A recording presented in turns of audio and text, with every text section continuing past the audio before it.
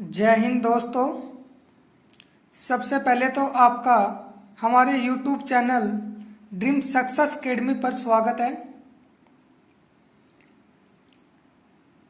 अब सबसे पहले तो मैं आपको एक बात बता देता हूँ। रात को 2:30 हो रहे हैं, तो अपना एक अभ्यर्थी है, उनका मैसेज आया कि क्या सर मैं नर्सिंग असिस्टेंट से फॉर्म अप्लाई कर सकता हूँ।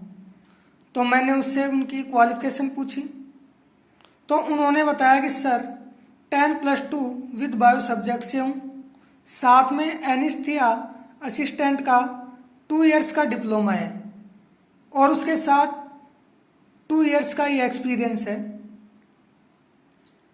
तो मैंने बोला उनका वही, सुबह मैं आपको इसकी डिटेल दे दूंगा। लेकिन मेरे पास मैसेज आने के बाद में मेरा क्या होता है कि मैं अभ्यर्थियों का दिल तोड़ना नहीं चाहता, मैं उनको तुरंत रिप्लाई देता हूं। तो मैंने काफ़ी यूट्यूबर थे, वो जैसे नोटिफिकेशन आ गया उसको उठा लिया उन्होंने और डायरेक्ट बता दिया कि भाई इसमें जो नर्सिंग किया हुआ है वो अप्लाई कर सकते हैं। मैंने उनसे पूछा कि क्या एनेस्थीसिया डिप्लोमा की एक नर्सिंग असिस्टेंट में फॉर्म अप्लाई कर सकता है क्या। तो उनको कुछ इसके बारे में पता नहीं था, उनको बस सिर्फ इतनी नॉलेज होती है जो कि नोटिफिकेशन के अंदर मेंशन कर दिया जाता है। फिर मैंने कहा ठीक है। उनको ये नहीं पता होता कि नर्सिंग के अंदर कितने टाइप से कितने प्रकार के कोर्स किए जाते हैं। तो मैं उन सभी को बता देता हूं, जिन जिन अभ्यर्थियों ने एनेस्थीसिया असिस्टेंट 2 इयर्स का डिप्लोमा किया है वो सभी इस पोस्ट के लिए भी एलिजिबल है। वो निश्चिंत हो जाए, फॉर्म अप्लाई करे। अब मैं इसके सिलेक्शन प्रोसेस के बारे में कंप्लीटली बता देता हूं कि वीआरओ ग्रीफ ने पिछले ही दिनों में इसकी डेट को भी एक्सटेंड किया था, फॉर्म अप्लाई करने की डेट को भी। नर्सिंग असिस्टेंट और मैसन के पदों पर नोटिफिकेशन जारी किया था, जिसके अंदर टोटल नंबर ऑफ पोस्ट 302 थी, जिसमें मैसन के लिए 147 और नर्सिंग असिस्टेंट के लिए 155 वैकेंसी थी। अब मैं सभी अभ्यर्थियों से निवेदन करता हूं कि इस वीडियो को स्किप मत करें। आपके हर एक डाउट इस कंप्लीट वीडियो में पूरे होने वाले हैं, ठीक है। अब मैं बताता हूं इसके सिलेक्शन प्रोसेस के बारे में। तो देखना ध्यान से भी। सबसे पहले तो मैं ये बता देता हूं कि जो नर्सिंग असिस्टेंट है उसकी क्वालिफिकेशन क्या होनी चाहिए, ठीक है भी। 10+2 उसके साथ में बायो सब्जेक्ट, कौन सा भी, बायोलॉजी, ठीक है भी। उसके बाद में अगर आपने 1 साल का कोर्स एएनएम किया हुआ है, ठीक है, तो भी आप इसको अप्लाई कर सकते हो।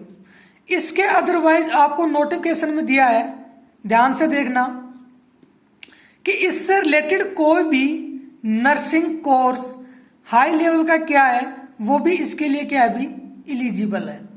क्या है, एलिजिबल है, ठीक है। अब आप सबका डाउट क्लियर हो गए कि अगर इससे रिलेटेड जो भी कोर्स किया है आपने तो वो सब आप इसके लिए एलिजिबल हो। अब मैं बात करता हूं इसके सिलेक्शन प्रोसेस की। सिलेक्शन प्रोसेस है, सबसे पहले आपका होगा भी रिटन टेस्ट, ठीक है। अब रिटन टेस्ट में आपका क्या क्या सिलेबस रहने वाला है, तो मैं आपको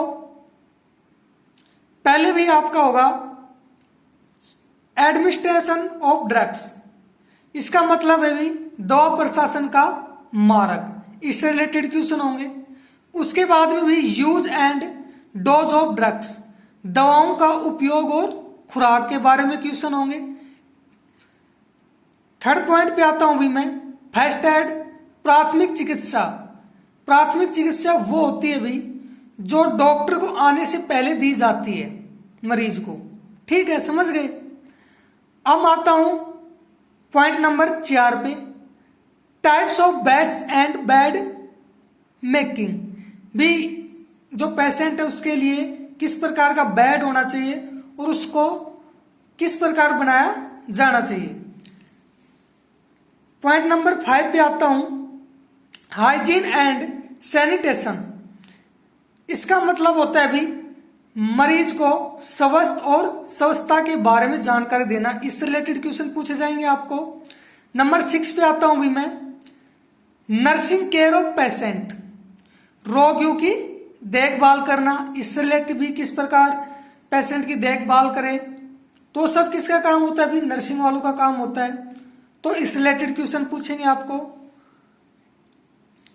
नंबर 7 पे आता हूं भी मैं, प्रिक्योरमेंट और स्टोरेज ऑफ मेडिसिन, दवा की खरीद और भंडारण। भी दवा की खरीद किस प्रकार से करते हैं, उनको भंडारण रख रखाव किस प्रकार से करें, इससे रिलेटेड क्वेश्चन आएंगे आपके इस टॉपिक से।